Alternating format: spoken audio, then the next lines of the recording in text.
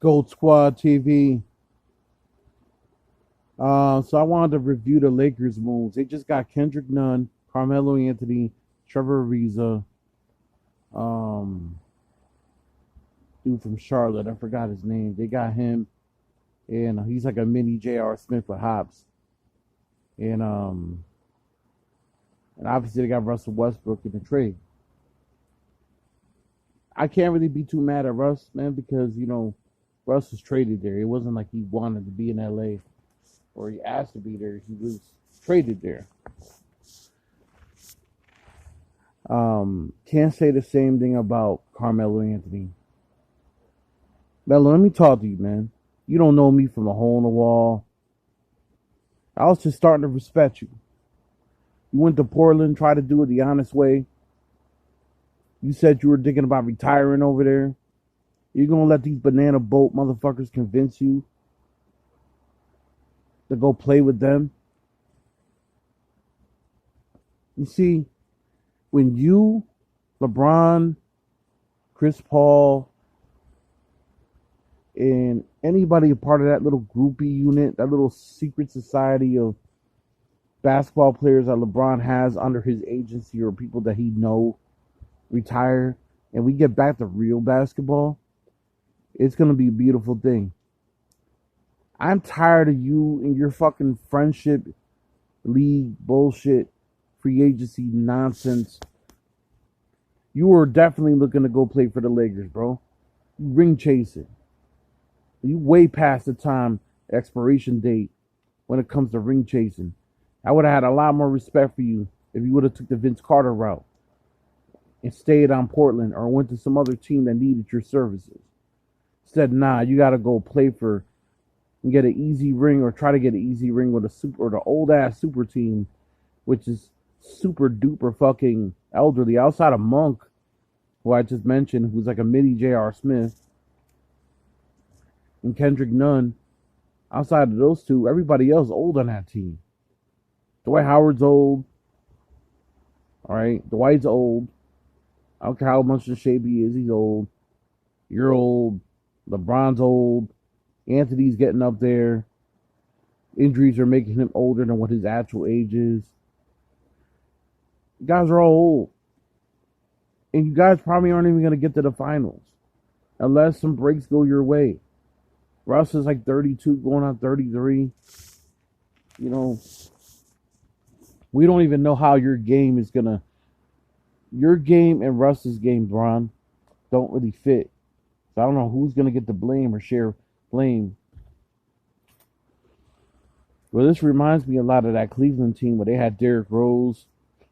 That last Cleveland team when Kyrie left them, they had Derrick Rose, they had Isaiah Thomas, they had Jay Crowder. They had this shit eerily reminds me. And I was just telling my man since he's a Laker fan. And I was like, yo, this looks just like that last Cleveland team before LeBron went to LA. And then they had to revamp it in the middle of the year because it sucked. It looks just like that team. And I had to let him know that this is what LeBron does. This is what he does. He destroys teams. He gets rid of their youth. He strips them of any type of youth because he's in win now mode.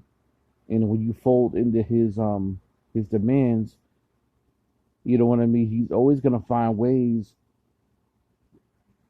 He's always gonna find ways because he has friends around the league that are down with his little society over there. They're always gonna try to make sure he gets a ring. So he's always gonna be whack. He might not even play good this year. He'll still be in a conversation for MVP because it's LeBron. He can have a shitty year. They'll still mention him as one of the best players in the league. I don't think Russ is going to help them. I don't think Carmelo's too on and off, even when he was good last year. Too on and off. I don't know how much he helps. He doesn't play off the ball very well. That's something he's never done in his whole career. The only shooters you got is Kendrick Nunn and Malik Monk. Other than that, I mean, you guys they ended up getting Wayne Ellington.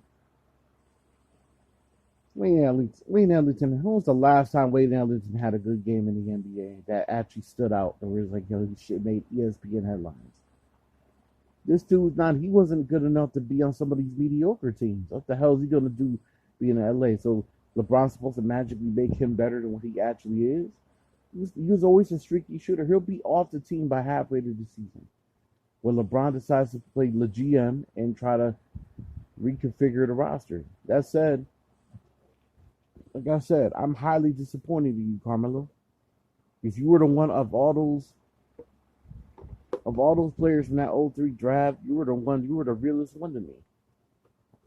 You were the dude that, even though I was never really the hugest fan of your game per se, you were the one dude that I always felt like no matter what, you're always gonna go against the grain and say, fuck it, I don't want to play with these dudes.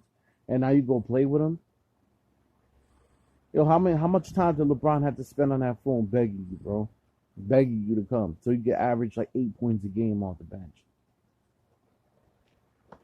It's just ridiculous, man. Like, and as for LeBron, I don't want to hear him ever be mentioned amongst the all-time greats. This dude legitimately stacks the deck every single time, and then people say, "Why do you hate on LeBron?" Like, I don't hate him as a human. I think you guys need to stop with the misconception. Like, hate's a huge, that's a really strong word. I don't hate LeBron personally, but he's bad for the game. He's made players have power. He's given players power. So now the natural order of rosters and players, when people want to go and start being friends with each other and want to play with each other, it really kind of disturbs the flow, the natural flow of how the league is supposed to work. You need guys on every team that are stars. You can't have teams that don't have stars. I don't want to hear that the owners don't pay these players and they treat them like cattle. Get out of here with that shit. Teams need stars. Small markets need stars. All right? You can't just give. If it was up to LeBron, there would be no small market teams. I know all you guys are going to sit there, well, it's not like the NBA's ever had parity. I mean, it doesn't matter whether it has or not. You still need, if you got a team, you have a team out in the Midwest or somewhere where it's not necessarily a destination, what's that say? What's that say? Like, you can't have, this is getting ridiculous, man. Damn near Zion was damn near almost demanding a trade, and only in his second year. Yo, bro, you need to pay your dues before you think about demanding a trade, man. Like, enough's enough. Stop this bullshit. You guys are not brands. No matter what LeBron tries to make you guys seem like you are not brands. Not everybody's a billionaire, bro. You need to do what's best for the team. Because that's what the fans really want to watch. And real purist fans, not these stupid casuals. The purist fans want to watch pure basketball. They want to see basketball played the way we grew up watching it. When every team had a star player or 2 star players, and you had a whole bunch of role players and a good coach. Nobody wants to watch a team that's got like 12 superstars on it. That said, don't expect LA to go nowhere. They're a second round exit, if you ask me.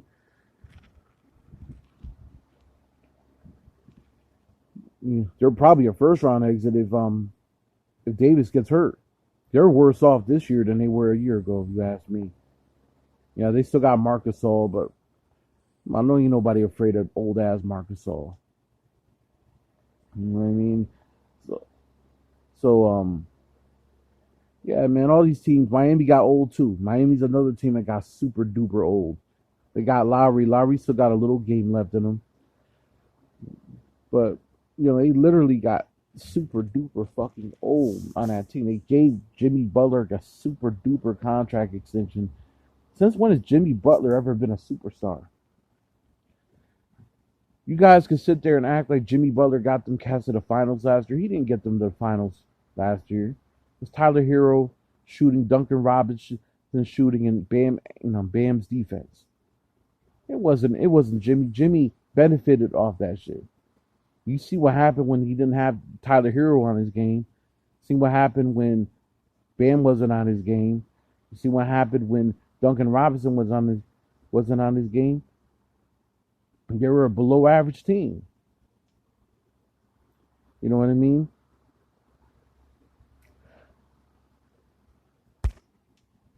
Anyway, I'm not gonna go anything more than that. Chicago looks like a decent team, but I'm not sold on Chicago. If Levine, listen, if Levine and Vucevic are not your best players, you're not winning. DeMar DeRozan's a nice piece, but he's no longer a superstar or a star in this league anymore. I don't care how many points he puts up. He's no longer that guy anymore. He can't play defense either. And let's really be honest about Lonzo. Lonzo had one good year. You guys already anointing him as the next big thing. He's going to slack off and be a horrible contract. You mark my fucking words. But I'm so glad Boston didn't bite the bait. They didn't bite the bait on him at least. He's going to be a bust in Chicago. Well, anyway, Gold Squad TV. Leave your comments, subscribe, leave a like. Let me know what you guys think. I'm done for the night. Gold Squad TV.